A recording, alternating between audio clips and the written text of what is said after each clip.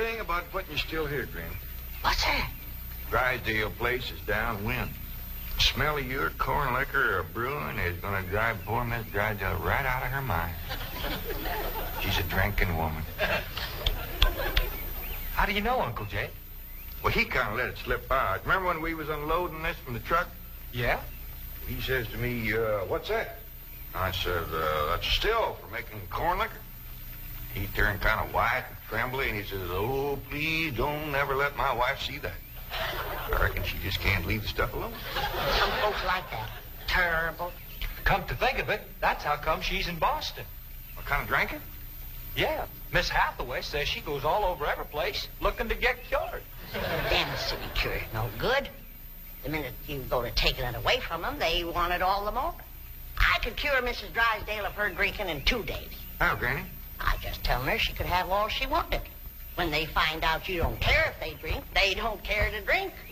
That sure would be a blessing. Over here, Ellie, now. No more talk about drinking. Hey, look, everybody. Ella Mae's wearing a dress. How, Mr. Drysdale's in the house to see you. All right. My, ain't she pretty? Yeah. But, Ellie, you're showing too much bare hop. But that ain't her fault, Granny. She just got the dress on backwards. Ellie, honey, put it on the other way around. All right. Hold it. Hold on. What kind of a dress is that? Well, Miss Hathaway says it's a California sundress. Wouldn't let no son of mine wear it. Daughter need it. Granny, you'd best get her into something decent whilst I talk to Mr. Drysdale. Uncle Jay, can I go swimming in the cement pond? Oh, I reckon so, Jethro. But this ain't like the swimming hole back home. You can't go in there without no clothes on. I can't? No, sir. Okay, Uncle Jay.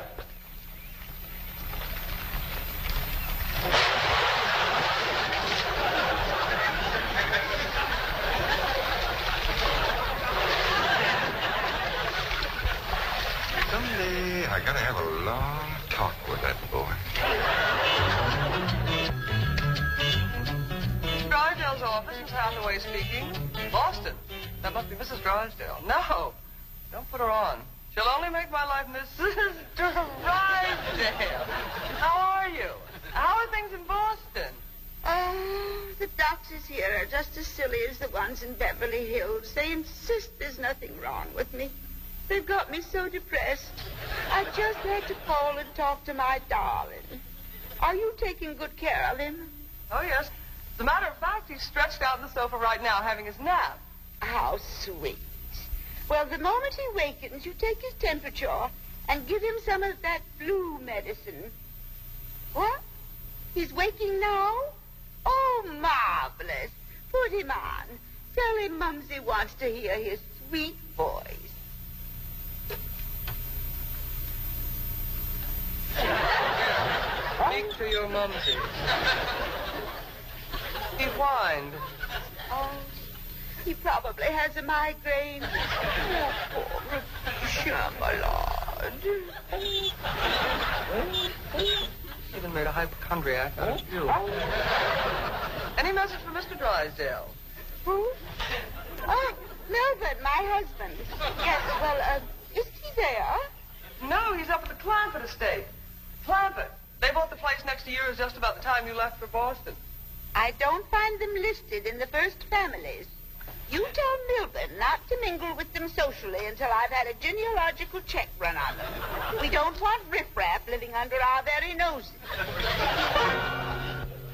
For pain, one swaller. Don't open near fire. I'll be right in, Mr. Drysdale. Thank you, Ellie Mae. Granny, this is quite an array of medicines you have here. Yep, them's all the remedies I made myself. I wish you'd make something to help my wife. She's a terrible hypochondriac. Oh, What's the hypochondriac? You run along now. I'll join you directly. Yeah, she goes from doctor to doctor to doctor. Well, I reckon the doctor can't help what's ailing her. Of course they can. It's psychosomatic. But she insists on prescriptions. Oh, I wish you could see our bedroom. Bottles all over the place. I plead with her. I hide the stuff. She always finds it or gets more. You think that's a lot of bottles? You should see my wife after a trip to the pharmacy. Why, she's so loaded she can hardly stagger up the stairs. Sit down, Mr. Drysdale sets herself. And she has a dog. A perfectly healthy poodle. Now, would you believe that she Don't tell me. laps it up just like she does? Lord, you're sure toting a heavy burden. Now, maybe I can help you. Now, if she was to think that every time that she was to... You can just wear that barrel till your clothes get dry. What happened to Jethro? Get too close to a skunk? He jumped in the pond with his clothes on. Mr. Drysdale, I'm sorry to kept you waiting. Did Granny tell you about her complaints about the kitchen? Jed, I'm ashamed to mention my piddling troubles to a man bowed down with the misery he's got. You know his wife.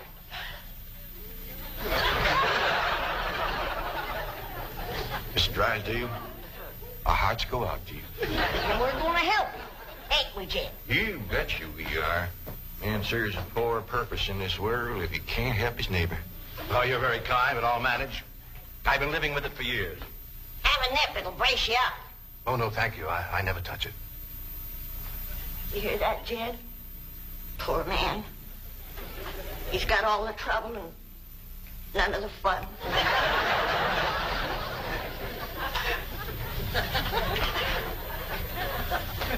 There goes a soft-hearted woman. Yeah. Now, about her complaints. Oh, yeah.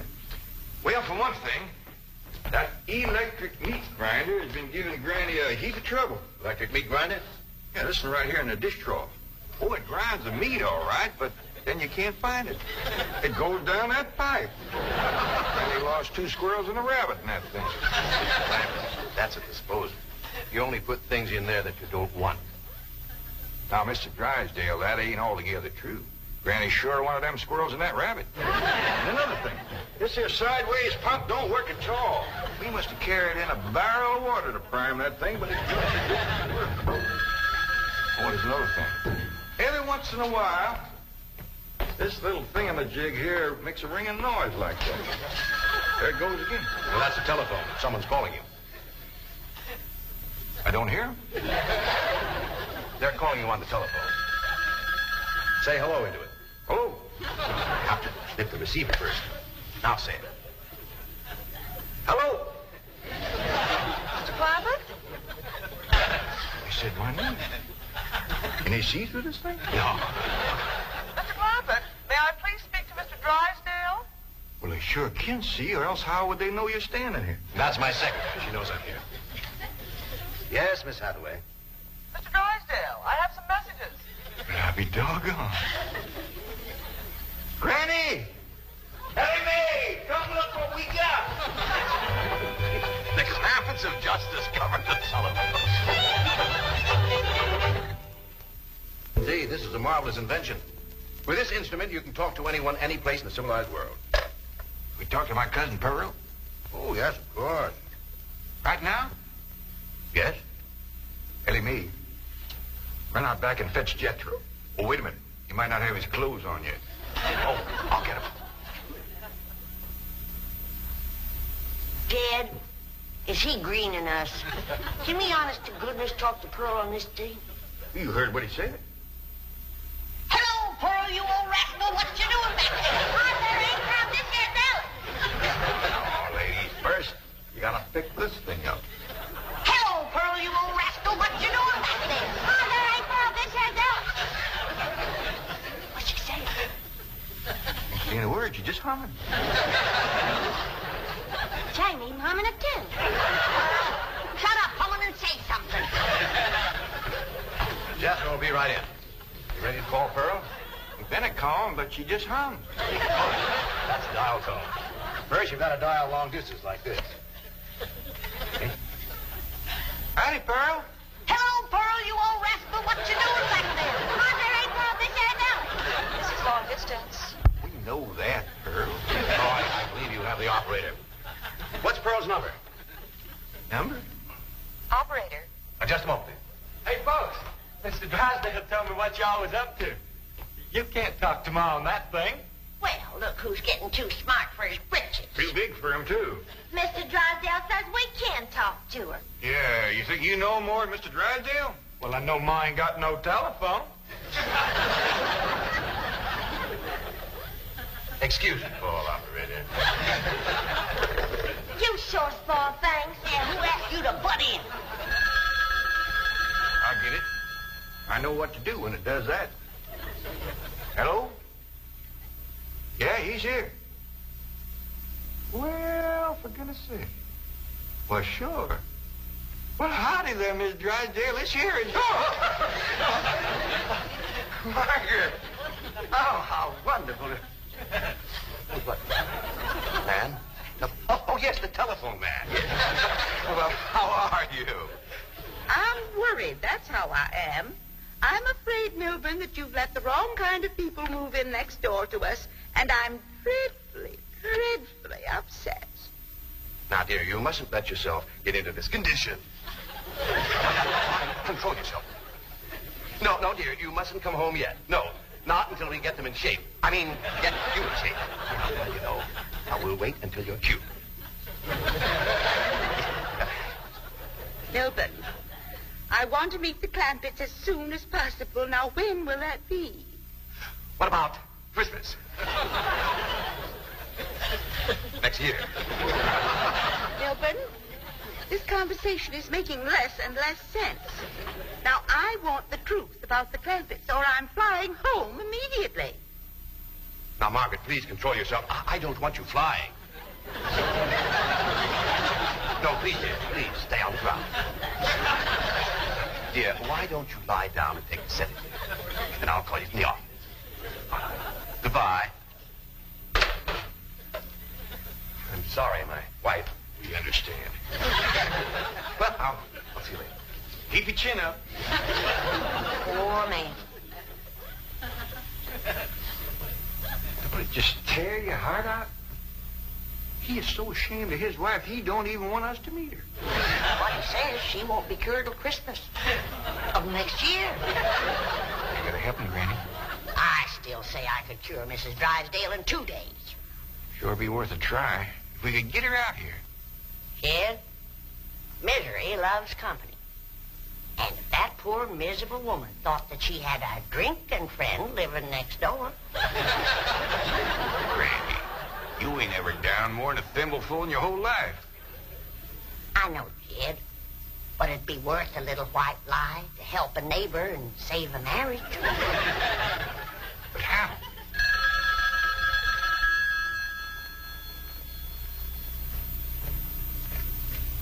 Hello?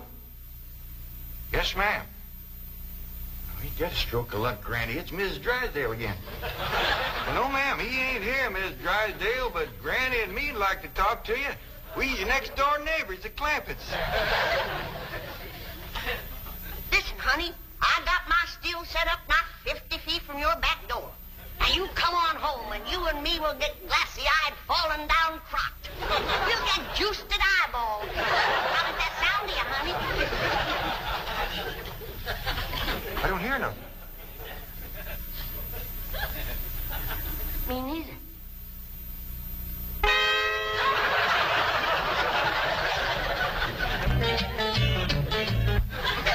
message I got when I tried to put through your call. She's on a jet, right? Never mind the grisly details. Oh, I am ruined. If Margaret gets one look at those hillbillies next door, she'll leave me. Get my psychiatrist over here. Move over, Claude. I need this more than you do. I know you don't need your psychiatrist. You're looking at the dark side. There is a bright side. Of course. Your wife is an intelligent woman. She'll see that underneath that rough exterior, the Clampetts are basically fine people. Or she may even help them to get socially acclimated. You're right. I don't need my psychiatrist. You do. Your wife will take... My wife, through whose aristocratic veins flows blood the color of bluing, considers anyone whose ancestors did not arrive on the Mayflower immigrants. Yes, she does make rather a fetish of the family tree, but... But nothing. I'm stuck. Now, I'm either going to lose my wife or my largest depositor. That's what makes the whole thing so difficult. You know, I like the Clampetts, but I love my wife. Isn't life weird? She's a snob, she's a hypochondriac, she's not young and beautiful, but I love her.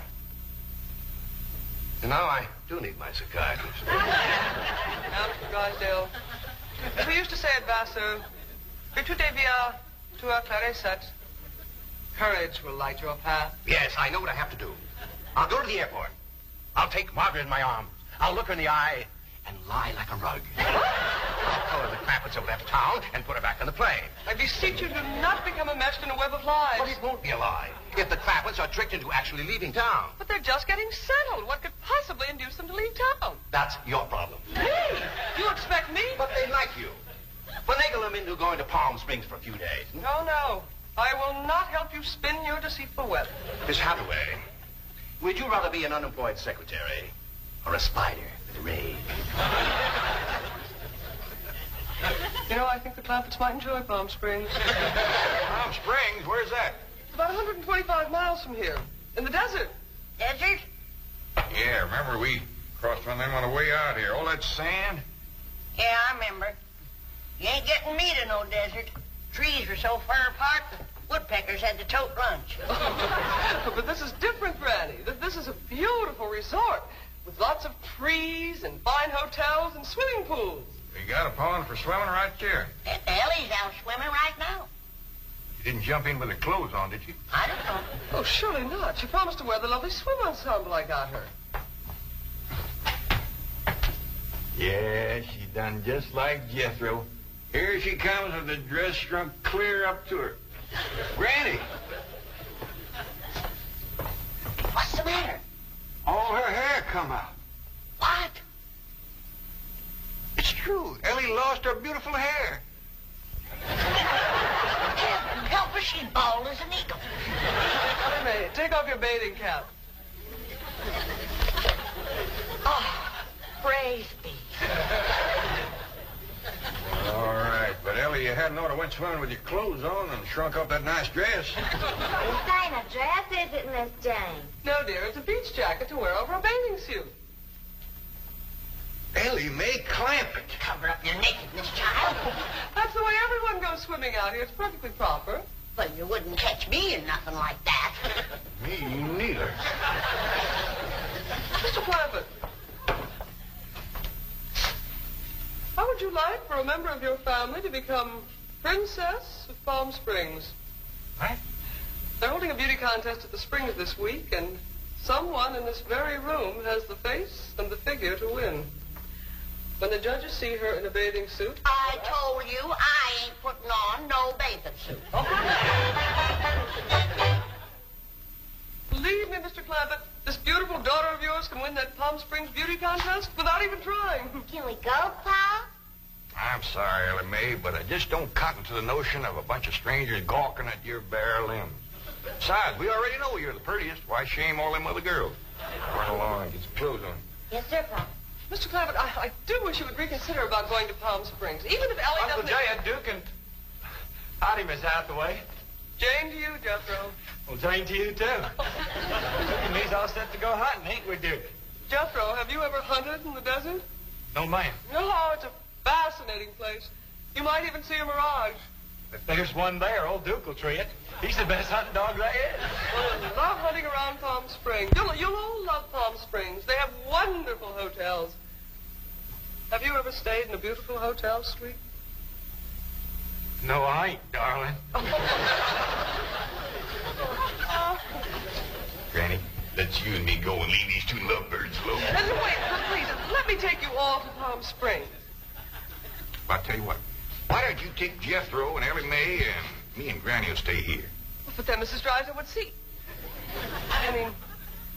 Is Drysdale coming home? Is that why you was trying to get us out of town so we wouldn't meet her? Yes, that is the reason.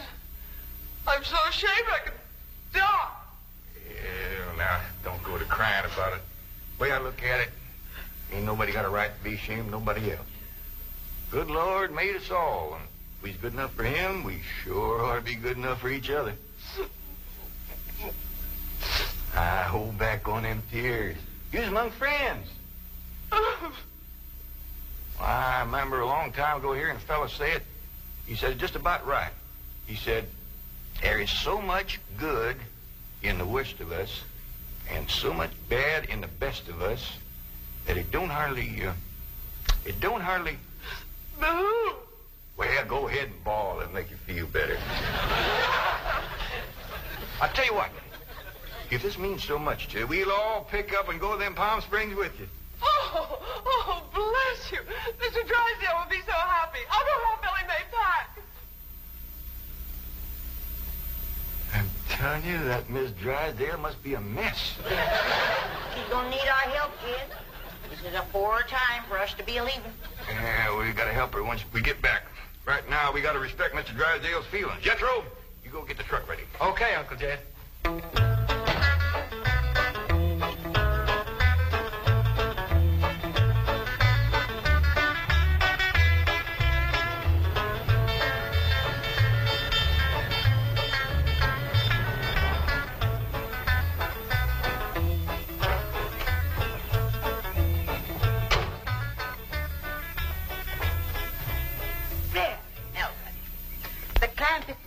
Shouldn't leave his car parked in the front driveway that way.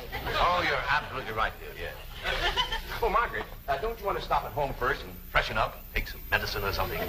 Milburn, I have just flown 3,000 miles to meet the Clampetts, and I intend to meet them right now. Well, Don, they're probably out of town. You see, they travel extensively. Oh, they're wonderful people. It'd be a shame if you missed them.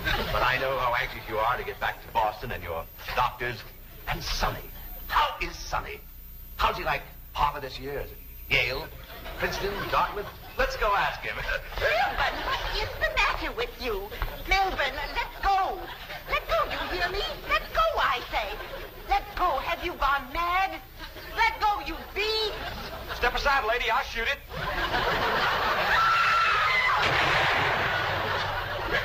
Back to the car. What'd you shoot, Jethro? I think it was a fox. Who's that? My wife. And why aren't you in Palm Springs? Let's get her home as quickly as possible. What's going on? Jethro shot a fox. That's Miss Drysdale, stewed to the gills. No wonder they didn't want us to see her. Poor woman. You mean poor husband. Yeah. We can't go up to Palm Springs and leave our neighbor at a time like this. That's right. We gotta pitch in and see that his wife gets cute. Uncle Jed, are we going hunting? Might as well. It'll be a while before she sleeps that one off. Well, I hope there's some possum around. These skinny old California foxes ain't worth shooting at.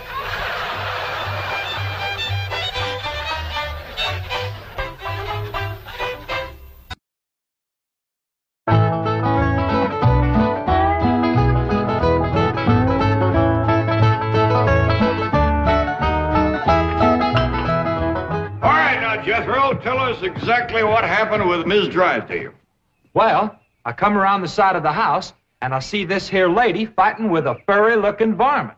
Turned out it was Miss Drysdale. No, Uncle Jed, it was a fox. Lady was Miss Drysdale.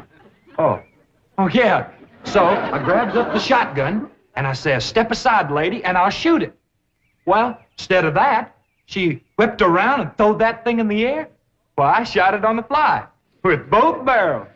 Blew my wife's fox fur to shreds. No wonder she fainted dead away. I caught her just in time. The chauffeur had to help me get her into the car. She was out like a light. She was stewed to the gills. You said it took 2 men to get her back in the car. You know, Jethro, could be that there fox was Miss Drysdale's pet. Why in tarnation would she want a sneaky old fox for a pet? 'Cause them kind of people are liable to do anything. What kind of people? Ask your pa. Well, I reckon I can't protect you from the ugly side of life forever. You see, Miss Drysdale is what city folks calls what was her husband called it, Granny? Hypochondriac. Yeah, that means she drinks a little. Little. Her own husband said her bedroom was full of bottles.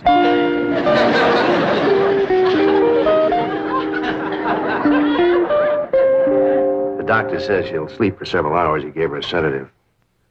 What about Claude? Oh, she insisted that he have a sedative, too. Poor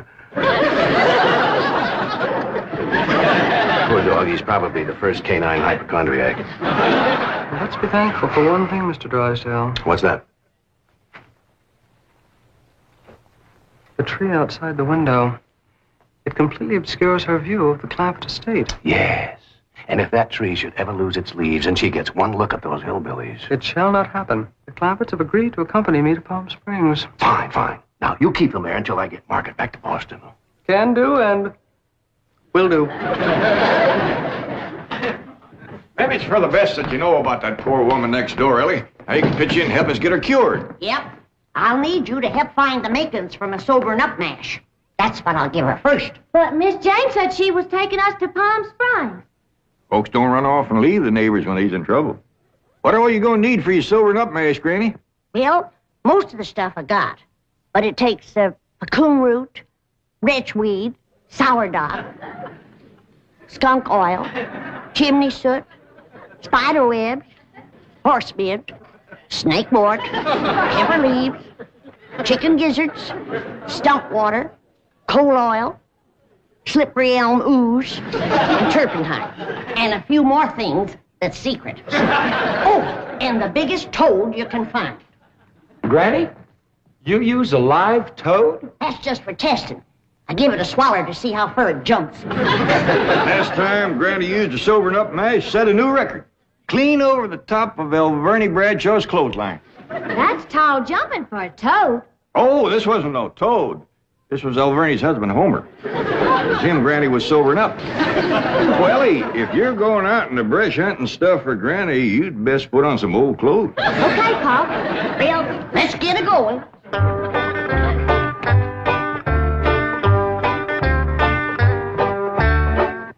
Oh, I pert near forgot.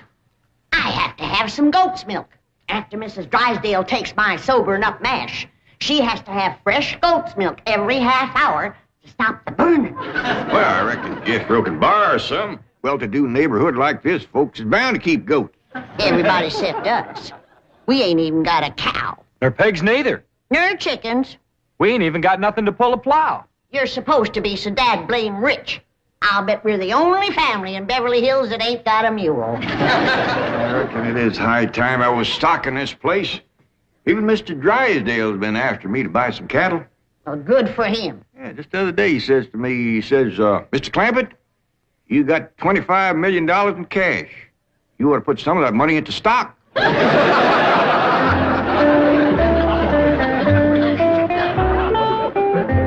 Well, we better get busy now if we're going to find...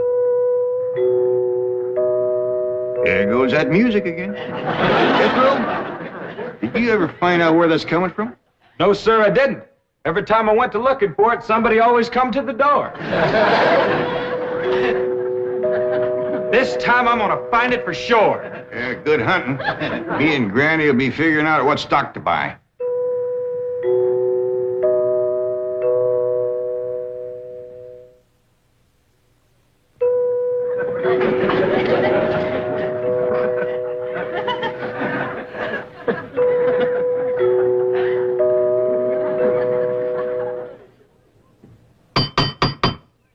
Doggone it, never failed. Howdy, Miss Hathaway. Oh, please stop calling me Miss Hathaway. Now, if I can call you by your first name, Jethro, surely you can do the same for me. But, Please? well, howdy, Miss Jethro. How about calling me Jane? I like that better. Well, are we all set to leave for Palm Springs? No, ma'am. Uncle Jed and me's going to town and buy some stock. Stock? Yes, ma'am. Mr. Drysdale, he told Uncle Jed he had ought to put some of his money into stock. He dictated a memo on that. But you needn't waste time driving into town. You can order your stock by telephone. Now, here are Mr. Drysdale's recommendations. He doesn't want your Uncle Jed to get a bum steer. Oh, Uncle Jed, he wouldn't buy no bum steer. They should be cautious in the bull market. You gotta be careful with cows, too. Jethro, you have the most delightfully bucolic sense of humor. Now then, would you like to ride to Palm Springs with me, or would you prefer to drive and meet me there? Jethro? Oh, yes, ma'am. Would you like to drive your own car? Oh, yes, ma'am. I like to drive. Very well. I have typed out explicit directions. I've even drawn a map showing the exact location of the hotel. They have a lovely pool, and... Jethro. Oh, yes, ma'am? I'm taking a bikini to Palm Springs. Is that faster than a train? Jethro, you dear naive boy. You shall see when we go swimming. You Tarzan.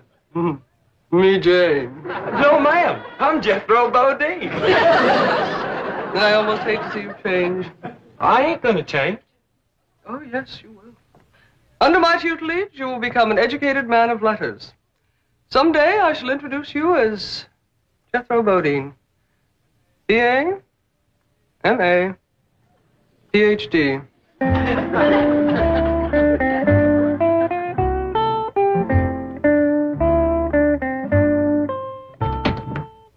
Awful smart woman, but that ain't the way you spell Bodine.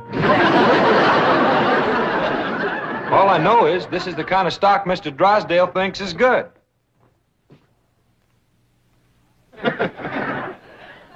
What does that say? IBM. What's that spell? IBM.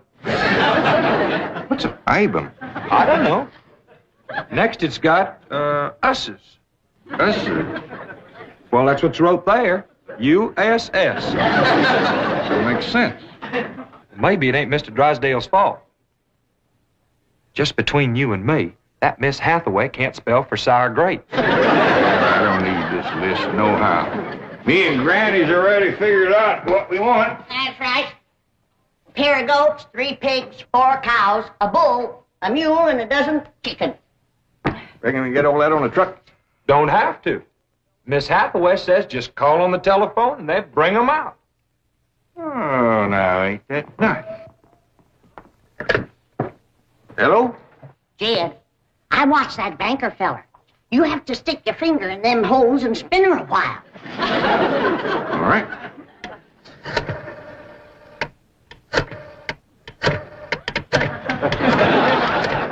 Reckon that ought to do it. Operator. Oh, howdy, ma'am. This here is Jed Clampett. I'd like to buy some stock. What number do you wish? Number? Oh, a couple of goats, 3 pigs, 4 cows, a bull, a mule, and a dozen chickens. I'll give you information. Well, thank you, ma'am. I appreciate all the information you can give me. It's the first time I ever bought stock on the telephone. Perhaps I'd better connect you with the supervisor. 2 heads is better than 1. Supervisor speaking. May I help you? Well, thank you, ma'am. This here is Jed Clampett. I'd like to buy some stock. Do you know the number you wish to reach?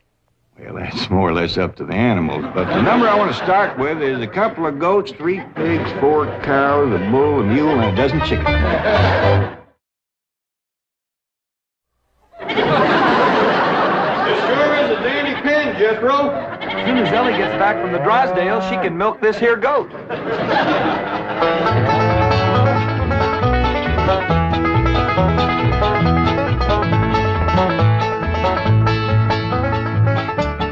Mr. Drysdale sure has got a nice house, ain't he, Granny?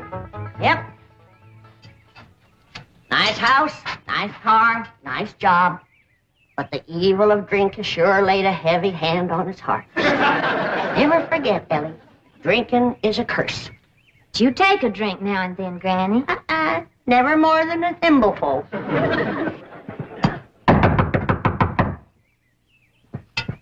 Oh, Ellie, you might have to hold Mrs. Drysdale while I spoon my sobering up mash down her. I'll throw a double scissors and an arm lock on her. Just so you don't cut off her wind if she can't breathe. Yes? Howdy. We've come to see Miss Drysdale. I'm sorry, madam, but Mrs. Drysdale cannot be disturbed. Are you her kin? I'm a butler. Oh, that must have been her maiden name. You were taking care of her, are you? I am a butler, madam. Well, I'm glad to see that her family ain't ashamed to help her. Whom shall I say called? Well, this here's Granny, and I'm Ellie Mae. Pa and Jethro would have come too, but they're busy with the cattle. Very good. Hold on now. We've come to see Miss Drysdale. Mrs. Drysdale is indisposed, madam. She is not receiving. Oh, still sleeping it off, huh? Well, when she comes to, you just spoon half of this down her and then stand back. Yeah, she'll commence to doing some tall jumping. Don't bite you. We'll be back later with the goat's milk. Want me to stay and help you do for Miss Drysdale? We are managing, thank you. Are you doing the washing and the cleaning and the cooking for her? Certainly not. Oh, Just letting it pile up on her, huh? I am a butler. Oh. Want me to haul him out of there, Randy, and wrestle him down? Kin folks have certain rights. Family comes first. He sure is proud of that family name, ain't he? Yeah. To hear him talk, the butlers don't get wet when it rains. Did you say something, dear? Well, speak up, dear. Can I get you something? Come in. I beg your pardon, sir. The butler said some people from a ranch brought this for Madame. From a ranch? Well, he said they mentioned cattle. They called themselves Granny and Ellie Mae. The Clampetts. They haven't gone to Palm Springs. Come on, Jethro. Get him in through that gate. That's the way. Suey, Pig. Ah! Get in there. Get in there, Pig. Get in, Pig. Come on. Pig. That's the way. Suey. No, surely not. Marie, tell me I'm hearing things. You're hearing things, sir. Cows, chickens, pigs, goats. No.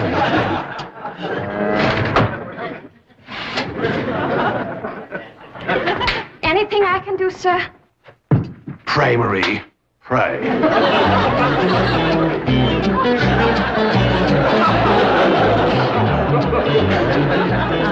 Hold your horses, I'm a-coming. Oh, howdy, Mr. Drysdale. Did your wife take May? Where's your father? He's tending the cattle. He brought cattle into this beautiful estate? No, he called on the telephone, and some men brought him in a truck. Yes, sir. I'm just fixing to go milk the goat. Come on out to stock pen. Stock pen?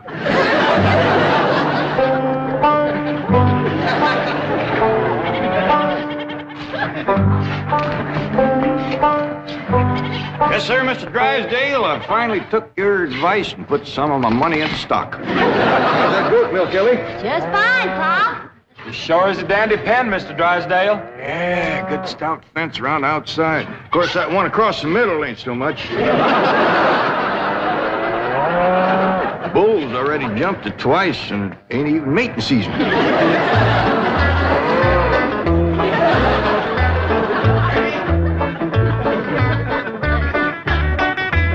Got ourselves some mighty fine-looking stock. Of course, they need a little fattening up. Mr. Drysdale happy to see him? Granny, he was so happy he couldn't talk. He just kind of hung on a fence and made little gurgling noises in his throat. Well, that poor man has some joy coming to him. I'm glad to be able to help him to forget his trouble for a spell. Here's the goat's milk, Granny. Oh, good, Ellie. Now, you run that right over to Mr. Drysdale. That sobering up mash smarts considerable unless you follow it up with fresh goat's milk. Ellie, Mr. Drysdale ever find his tongue? Yeah, Pa. Whilst I was milking the goat, I heard him kind of mumbling like he was giving thanks. He says, "Oh, what have I done to deserve this?" Lord love him. Ain't that pitiful? Oh, hurry, child, now hurry. You know, Granny, it gives a person a mighty good feeling to help a neighbor. You betcha. And he needs us, because his wife's kin ain't no help. Who's that? That high and mighty Mr. Butler. That's who came to the door when Ellie and me took the mash over. Wouldn't let us see Miss Drysdale. Well, now, you can't hardly blame him for not wanting folks to see it. Uncle Jed, the bull jumped that little fence again, so I tied him back over on his side. Where's Mr. Drysdale? I asked him to come in for some coffee. It was the funniest thing what happened to him. You know how he was hanging on the fence of the stock pen? Kind of gurgling and mumbling happy-like? Yeah. Well, all of a sudden, he points up towards his house and says, "My wife. That's her window." Then he goes tearing off into the bushes like a bear was after him. She took some mash and he seen her jumping. Like Ellie, he's going to get there with the goat's milk just in time. Oh, Sonny, Sonny, your mumsy just had the most ghastly dream. I was going to see our new neighbors, the Clampetts, and suddenly this dreadful giant appeared with a huge gun and shot my beautiful fox fur. Isn't that the most dreadful... Claude, what are you eating? Oh, Did Ravenswood bring my darling boy some nice squash? Claude. Claude! Marie, come and get Claude. What's the matter, dear? Claude, he's having a seizure or something. Is something wrong? Yes, Marie. Open the window. Yes, let's have some fresh air. No. You take Claude to the doctor. I'll get the window.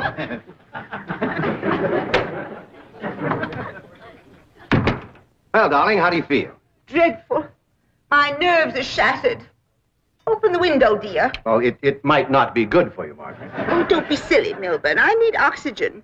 Besides, I adore the fragrance of that jasmine that grows on the fence of that tennis court next door. Now, open the window. All right, dear, but first I have a surprise. Surprise? Don't move. I'll be right back. Granny, that there butler fellow wouldn't let me through that door again. And he wouldn't take this milk, neither. Why not? He said he wouldn't touch nothing more from us without it was sterilized. What's sterilized? Oh, we had that in school once. That means soaked in alcohol. Alcohol? Appears to me like Mr. Drysdale's got two drinkers on his hands. Mrs. Drysdale must be in terrible shape. Fighting me, scratching and clawing people and everything. How do you know? I heard her yelling and screaming clean from upstairs. She says, Marie, come and get Claude. Sure enough, pretty soon, this poor girl come a-running down yelling. Take me to the doctor. I got Claude. Family or no family, that woman needs help, and by thunder, she's gonna get it.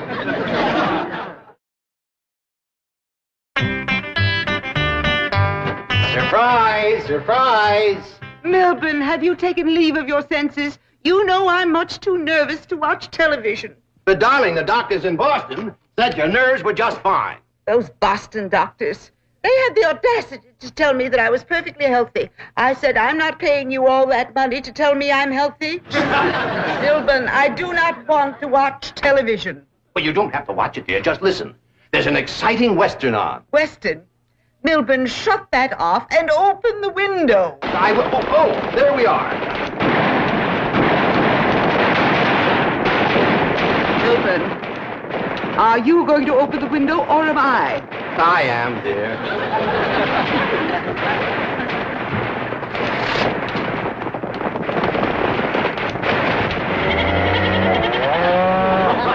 There, you see, the cattlemen and the sheepmen are fighting it out. Well, if you won't turn it off, I will. Oh, dear, I do admit that's a very old plot, but I'm sure we can get something better.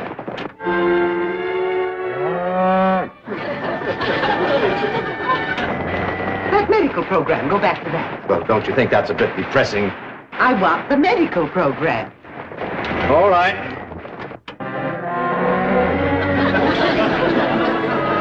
Milburn, I still hear the cattle and the goats. Yes, you see, this is the latest thing in television program. A medical western. A medical western? Yes, I think it's called Sagebrush Surgeon. That's the window he pointed to right there. I've gotta get some fresh goat's milk up to that woman some way. I could shinny up the tree and climb right in that window. Oh, Jethro, it ain't fitting for a man to be in a woman's bedroom. How about me? No, Ellie. You're too young to handle somebody wrestling in the grip of old John Barleycorn. I gotta get up there and have a goat handy to milk ever so often. I think I got it figured out, Granny. What? I'll get a rope, throw it over that limb, hoist you up to the window. Jethro, you get that Mr. Butler away from the front door. Then, Ellie, you take the nanny goat, lead it upstairs to her room for Granny. All right, Paul. But that little goat ain't gonna do nothing unless it's got that little chicken sitting on his back. That's all right. Raw egg ain't gonna do Mrs. Drysdale a bit of harm.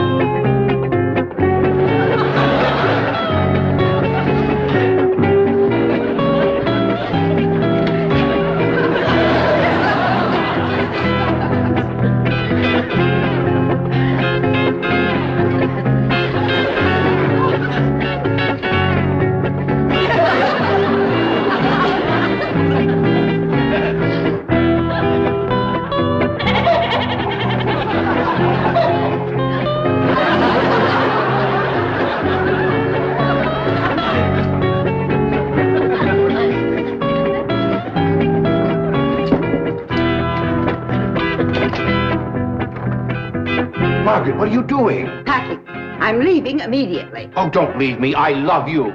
I love you too, Milburn. Why don't you come to Boston with me? You haven't seen Sonny for a long time. I don't understand. Why have you suddenly decided to go back to Boston? To see those doctors.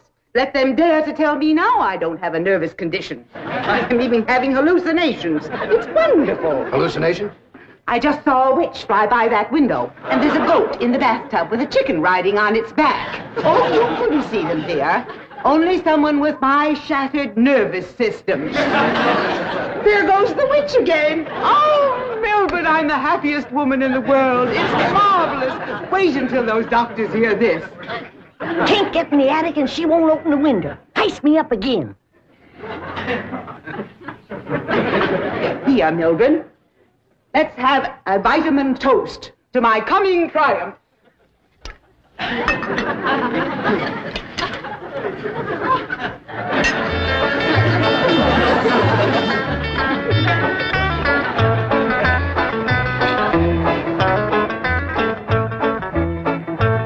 It's too late, Jed. What do you mean, Granny? We didn't get to her in time. Now she's got her husband on the stuff.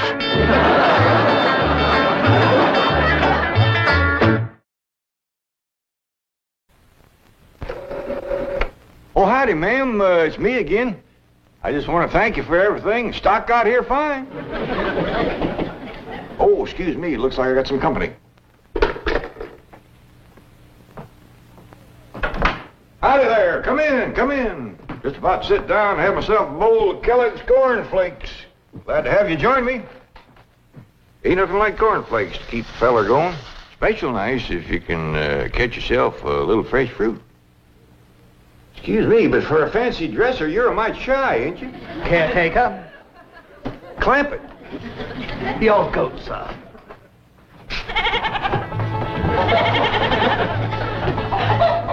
Well, maybe you all join me.